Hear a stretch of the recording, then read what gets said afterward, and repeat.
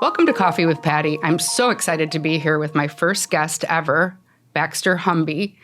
He's a 4-time world champion kickboxer, and he's an amazing person, and I can't wait to tell you all about his story, or actually let him tell you about his story.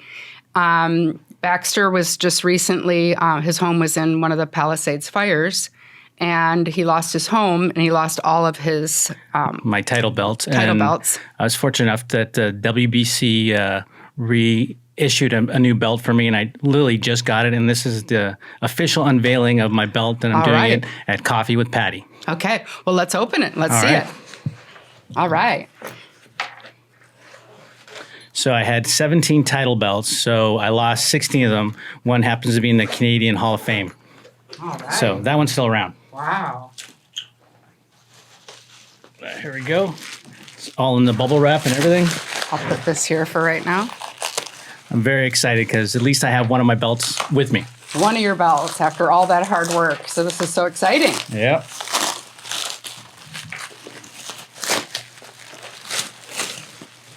Wow. The official unveiling of my WBC replacement belt. All right. That's beautiful. I love it.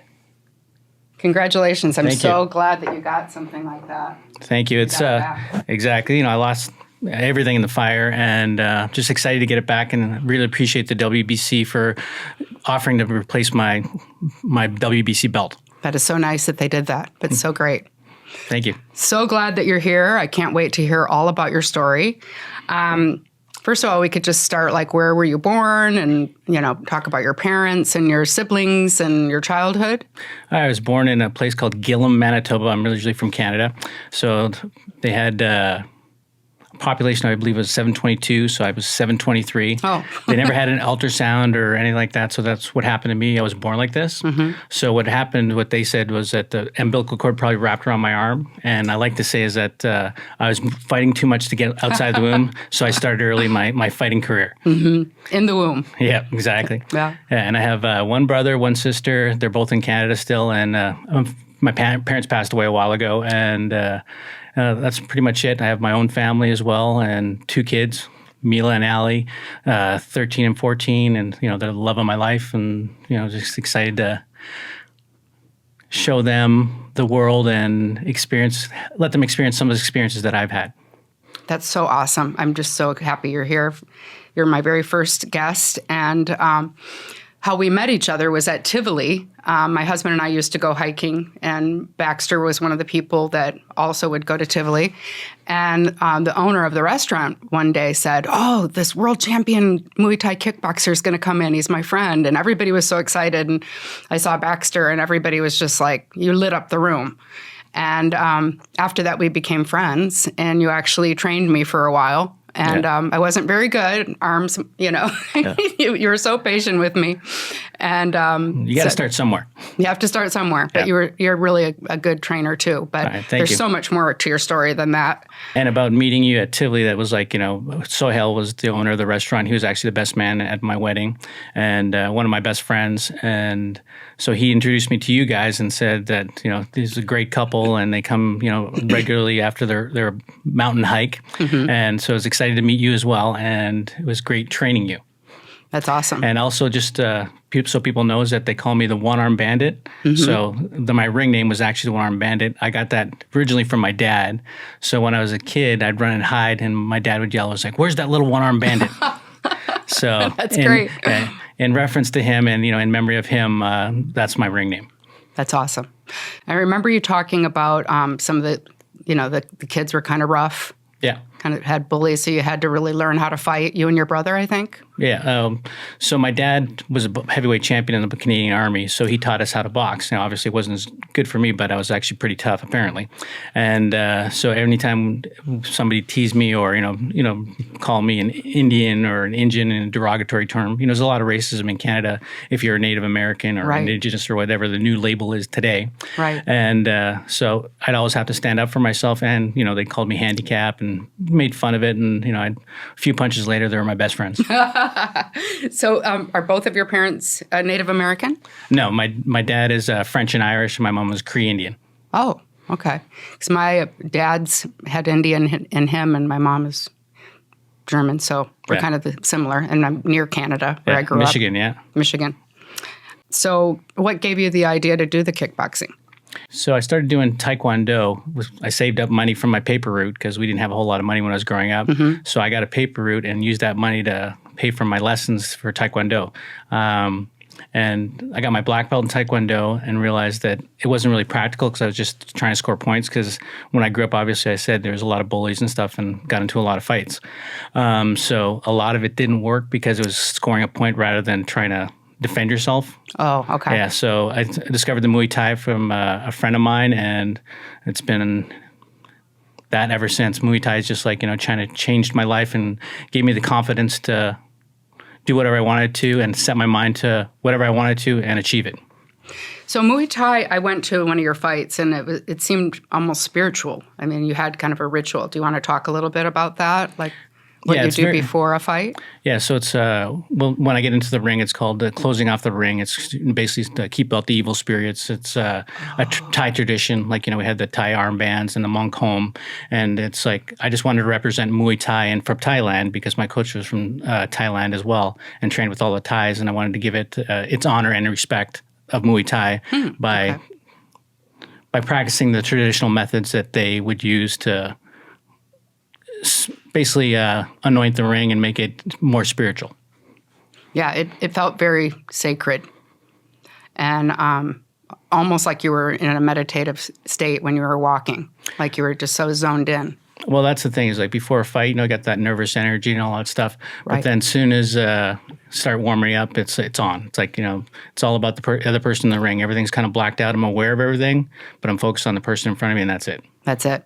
You just block everybody out. Yeah. So when I was at the first fight I went to of yours, your wife, she every time there was a punch or you moved, she was like the whole time. She was like, everybody was just kind of there with you. Yeah. And it was very exciting and wonderful. And it was so great to have most of my friends there, and it was great because I'd feel their energy and I would use it. Right. Yeah, because they'd be like, either excited or scared, and I'd just like, all right, don't be scared because I'm going to take them out. Right. And you did. Yeah. 4 times. I mean, probably more than 4 times. Yeah, a few more than that. I actually had 84 fights with 70 wins, 13 losses, and 1 draw. Wow, that's amazing. And 17 title belts. So 17 titles, and defended a lot of them many times. That's awesome. And I have one of them here. Congratulations. That's very amazing. What people do you feel like played a key role in your success? My parents, because my father and mother never treated me any different because I had one hand. And they said, my dad taught me how to fight because he told me it's going to be rough out there because a lot of people are going to tease you for being native and for having what they call a handicap. Right. I can do everything except for tie my shoes with my right hand. That's about it. But I can tie my shoes. But it's like... You can? Yeah. How do you do that? Yeah. I'll show you later. Okay. But so my parents instilled in me that I wasn't any different than my brother and my sister. I was the baby of the family, and I always knew that I could do anything I wanted to because they never treated me any different. They didn't treat me like with kid gloves, saying like, oh, he can't do that. We got to help him. They just said, oh, go ahead, Baxter. We'll see you when you get back. Figure it out. Yeah, and when I was a kid watching Sugar Ray Leonard with my dad, he said he's like one of the greatest boxers. He liked him better than Muhammad Ali. Really? So he became one of my favorites as well, and now he's like one of my best friends. Isn't that crazy? Yeah, that's amazing. Yeah, the way the world works is that you bring positivity and positivity comes out. Oh, I 100% agree with that. That's wonderful. And I know he wrote an amazing book. I read his book, and it was really, really good. Like you said, like we all have our trials and tribulations, just like he did in the book, and he's overcame it, and as well. He beat me. I only have 4 world titles. He has 5. 5. And you guys play pickleball together or tennis? Yeah, and we play you tennis, guys pickleball compete all the time. Yeah, we have fun. Yeah. It's like it's a friendly competition, but we always try to win. Right, of course. Yeah, you're winners. There you go.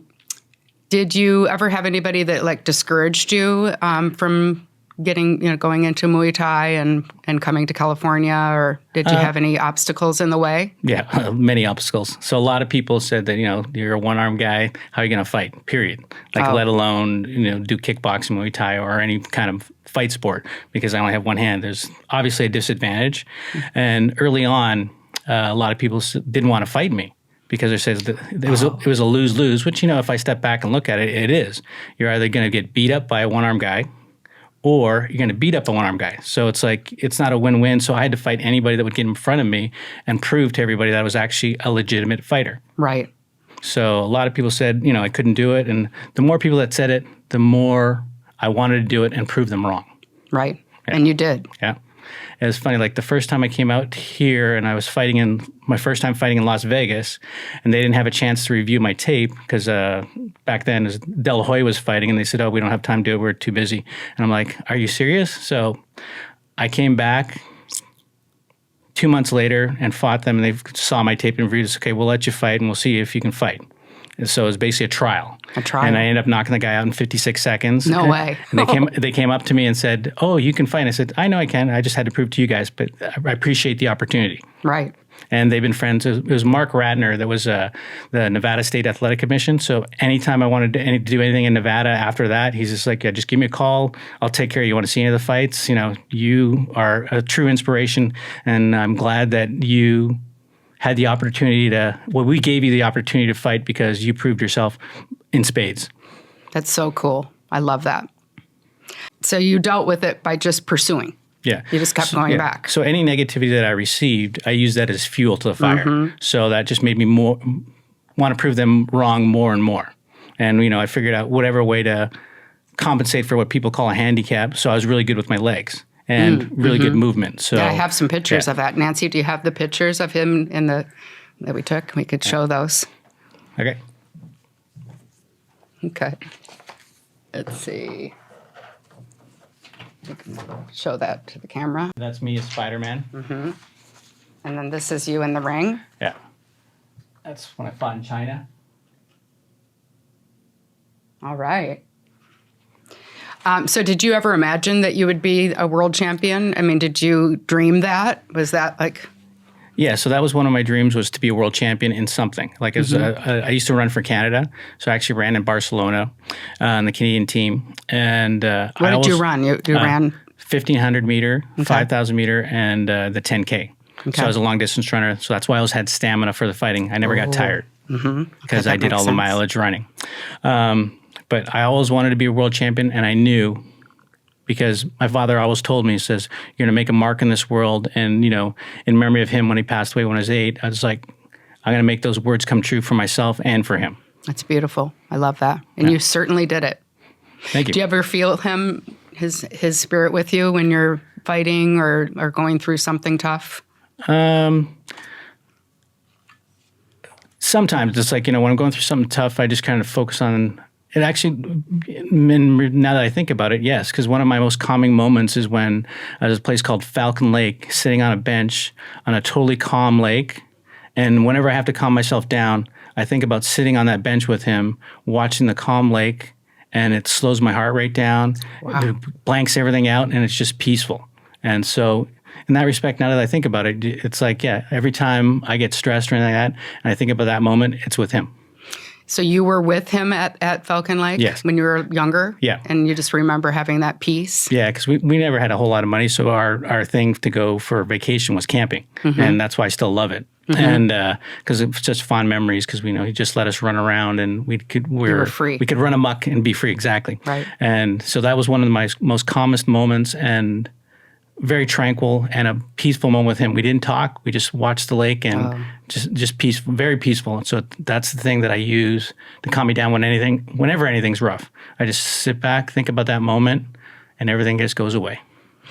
It'd be great if you could go back there and take a picture and just have that on your wall. Yeah, actually I will, because it's probably in a couple of weeks I'm going to go back to Canada, and my friends want to take me camping at Falcon Lake. So no way. Yeah. That's great. Yeah. Definitely get a picture. Yeah, definitely. Yeah. And was there a bench, or were you sitting on the ground? Yeah, so it was a picnic bench. A picnic bench. Yeah. Okay. So maybe you can recapture that with you and just visualize him being there with you. That is so cool. Thank you. So after your fight, when your family saw you or your friends, what type of reaction did they have? After the fight? Yeah. When I won, they were all excited. There wasn't too many losses, but, there's a few, and they showed support and all that stuff. But everything was excited, they're celebrating my win, and,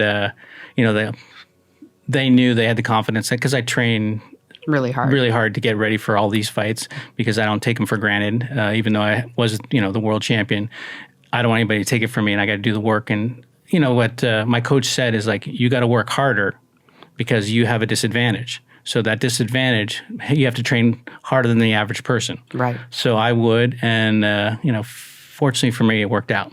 It sure did.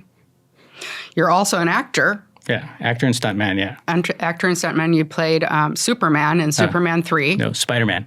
Oh. Yeah, sorry. I'm thinking about my son. He was Superman. Right. So Spider-Man 3. Yeah. And then you were in Fear of the Walking Dead, the TV series. Yeah, so I did a bunch of episodes with that. I was a stuntman, so they just dressed me up as a different zombie and either cut my arm off, blew it up, ran over it.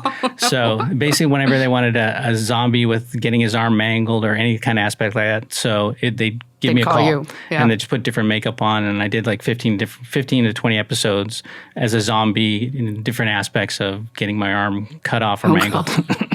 Where was that? Where did you do the filming on that? We filmed it a lot in Austin and New Mexico and Rosarita, Mexico. Oh. So all over. That's really, really fun. Were you in any other type of shows? TV or theater or anything like that? Yeah, I just did last year the movie Amsterdam, and so I got a little acting role in that with Christian Bale and Chris Rock. Really? So that was pretty cool. I was just in Amsterdam like a month ago. Yeah. Did you go to Amsterdam to do it? No. The movie is called Amsterdam, but it was filmed here. Filmed here, okay. Yeah. So that's exciting. So you've gotten to do different things. Yeah. You also, are you training people still? Or? Yeah, still training people. Now that my house is burnt down and everybody's scattered, because most of my clients were in the Palisades, which was convenient for us, and for me and them. And now everybody's everywhere, like Manhattan Beach. I'm in West Hollywood. It's kind of crazy that it's all spread out. So I'm still training a few people, but just slowly getting back to doing it as a regular schedule. And I do a lot of work with Sugar Ray Leonard, and so I'm basically his road manager. So whenever he travels, I'm the one that organizes, gets everything organized for the trip. And when I get there, I'm the middleman, making sure when we have to be somewhere, what he has to do, and what he wants to do, and I just make sure everything's done to what he wants and what they need. That's perfect. So you do a lot of different things. Yeah, you have I try to keep busy. Hats. Yeah. Plus, you're a full-time dad. Yeah. And so your daughter, I think, is a tennis player. Yeah. So my older daughter Mila is a tennis player, and she's Lily. She played a tournament in Serbia, so it was pretty cool. Wow. They went out there for a European vacation, just kind of a reset from the Palisades fires, which was unfortunate for them, but I hate to say it, but fortunately, a lot of their friends lost it, so it wasn't so traumatic because they had a core group that went through the same stuff. So it wasn't as shocking, and they had people there that they could share their experience with. Yeah, that makes sense. Yeah. Oh, and my other daughter, Allie, she's 13, and she's a lacrosse player. Oh. Yeah, so... Yeah, so they're tough girls. They're strong girls. Yeah, so and she's starting to get really good at it, and she loves it. So she has the passion for it, and she's a natural athlete, kind of like I was, so she's going to go far. And so is my other daughter, is in the middle between me and my wife, but she has the desire to win. So it's great to see your kids grow and be successful and realize that there's a spark there that they can be anything they want to be. For sure. With a definitely fantastic example of their father. Thank you. So if you could tell your younger self one thing, what would that be? I think the only one thing is just be aware of stuff that's in front of you. Because the thing is that, Coca-Cola wanted to sponsor me, and I didn't know any aspect of the marketing like Nancy does over here back then. But then as I grew older and asked questions and paid attention, I realized that I missed out on a big opportunity, and Budweiser wanted to sponsor me, and I figured they were going to pursue me because I was the only one, and I missed out on those opportunities. But I always, like I said, I told you the other day, there's that I always look at the positive. I think maybe if Coca-Cola and Budweiser started sponsoring me and, all this money was coming in, it might go to my head and I'd be one of those fighters that, is kind of a dick. And so you never know. Exactly. So everything happens for a reason. So exactly. So I think that, I look at the positive. It's like, it wasn't meant to be. Right. And I've been pretty successful. Like I do a lot of real estate investments and I'm pretty comfortable. Good. Okay. That's really interesting. And apparently still humble. Yes. So you're a champion. So what does being a champion mean to you beyond your craft, your sport? Well, it's just the aspects of to get to be a world champion, like, whatever path I choose next is I'm going to have that 100% focus and pay attention. Like I said just a few questions ago that I want to pay attention to what's going on so I can be successful in any venture that I do. But being a champion gives me that work ethic, right, focus, and let's call it seeing what's at the end of the tunnel. So I know where the goal is, and I'll do whatever it takes. Even though the tunnel's dark, I got to figure out how to get through the tunnel to get to my goal. That's and perfect. Persevere. I love that. What was the hardest fight that you've had inside and outside the ring? Probably one of the hardest fights I had. I actually won this one, but it was I didn't believe it was amazing. I fought this guy again from Amsterdam. It was Benito Copain. He was a specimen. He was built like Adonis. Like it was like nothing but muscle, strong. Every time I hit him, he smiled at me. Oh no! Yeah, and he was built and he was literally built like rock. Every time I hit him, it was like, damn, I'm hitting a wall. And I ended up kicking him in the head. He had his hands down, kicked him as hard as I could, and that's usually when the fight's over. And he smiled at me. I'm just like, oh no. I'm like, I'm in for it. And every time he hit me, he rang my bell. So every time he hit me, it was so hard. And I was just like, he didn't knock me out, but if it hit me 2 or 3 times, I would have been put to sleep. So I had to fight smart. And, I was known for evading punches and not getting hit that often. So that's what I had the tax side to do, because he'd stand right in front of me and just want to trade. And I'm just like, no, I'm not going to trade with you, because when I wake up, it's not a good idea. I'm not going to what with you? Trade punches or kicks. Okay. Because he actually hit harder than me and could take it. That'd be really scary. Yeah. So I just made sure I evaded it, every punch and kick and all that stuff. And the ones that I couldn't, I made sure I blocked. And I ended up winning the fight. I won every single round because I made him miss so much. But that was one of the hardest fights, because any opportunity he had, if I made a mistake, he could have knocked me out. Wow. So he was like stone cold. Yeah. Yeah.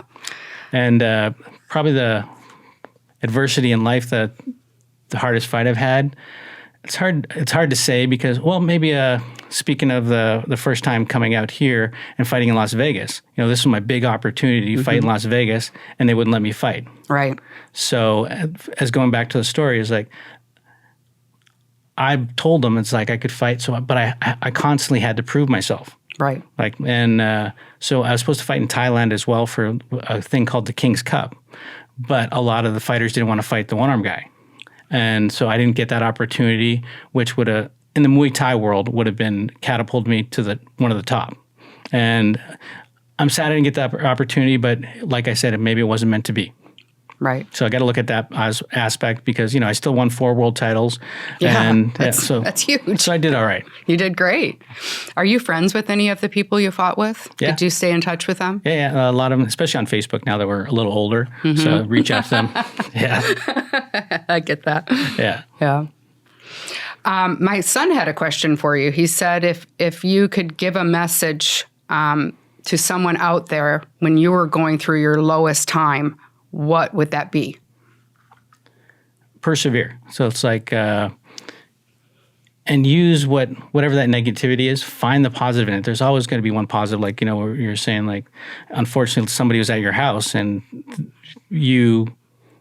Faith was lucky enough to come out and scare them off. Yeah. Last night I came home from an appointment at 7:30 at night, and somebody had been casing my house, and they saw that I left, and 2 minutes later they came, and my daughter kind of saw them 3 people jumped over our fence. My daughter saw that from the corner of her eye. And when my husband came home, he saw that 3 people had jumped over and something deterred them. Yeah. And they left. And I was just like, well, wow. Faith deterred them. Faith did. She went out with a knife. Yeah. My daughter, Faith, she's 24. Yeah. And Baxter, when I was talking to him yesterday, he was like, sometimes something worse could happen. So you should be thankful for the situation. And I remembered that. So already talking to Baxter helped me yesterday. And I told that to my husband. I said, something worse could have happened for sure. And that's the thing is that, regardless, it's always focusing on the positive in any situation, regardless if it's, obviously a negative situation like that. You want to focus on the positive because otherwise you get drowned with the grief, the fear, and all that stuff, and it takes over. Yep. And so as a fighter, it's like I always want to combat that with strength, inner strength of my own. Right. And really thinking about it.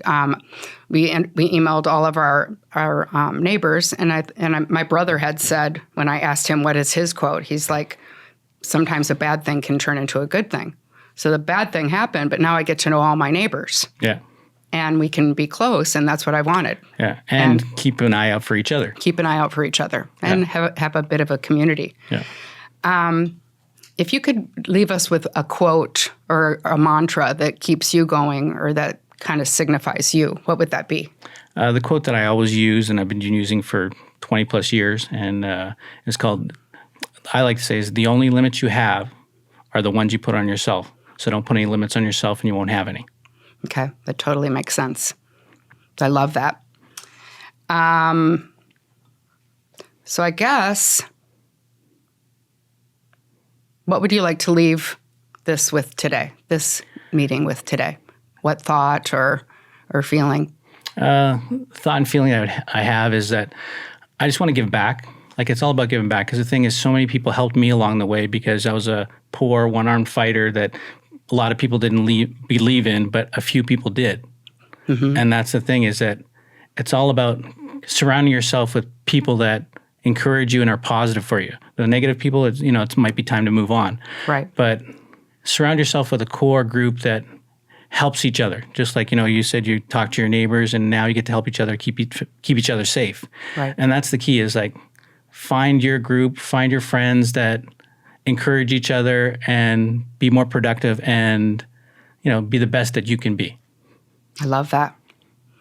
Thank you so much. My pleasure. This was my first one. You were more poised than I am, but I'm just here.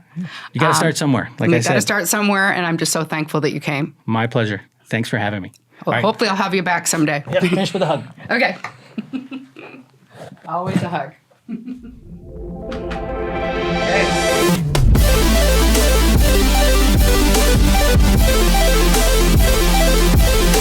Okay.